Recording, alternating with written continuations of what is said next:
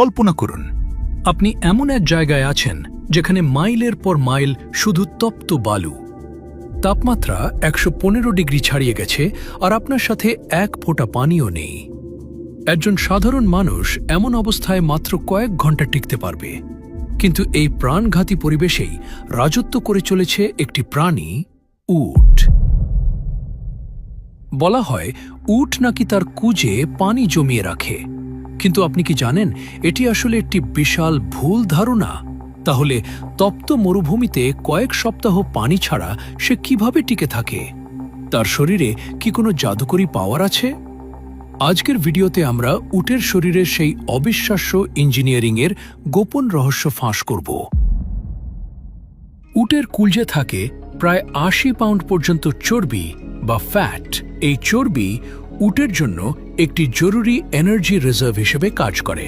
কিন্তু প্রশ্ন হল, উট কেন চর্বি সারা শরীরে না জমিয়ে শুধু পিঠের ওপর জমিয়ে রাখে?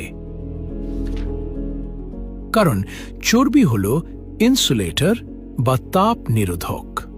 যদি এই চর্বি সারা শরীরে থাকত, তবে উটের শরীরের ভেতরের তাপ বাইরে বের হতে পারত না এবং উট হিটস্ট্রোক করে মারা যেত।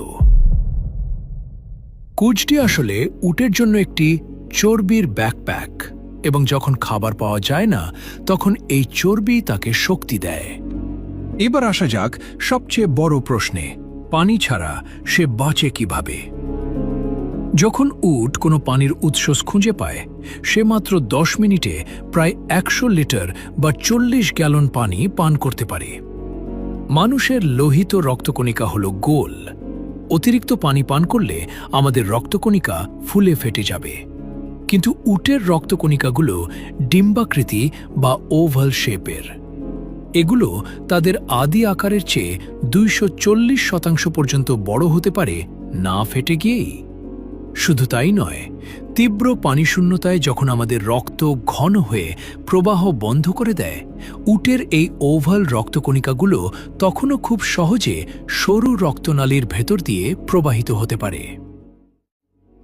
উট তার শরীরের মোট ওজনের ২৫ থেকে ৩০% পানি হারালেও সুস্থ থাকতে পারে, যেখানে মানুষ ১২ থেকে ১৫% হারালেই হার্ট ফেল করে মারা যাবে।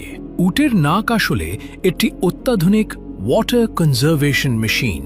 তার নাকের ভেতরে থাকা পেঁচানো মিউকাস মেমব্রেন নিঃশ্বাসের সাথে বেরিয়ে যাওয়া জলীয় বাষ্পকে আবার শরীরে ফিরিয়ে নেয়।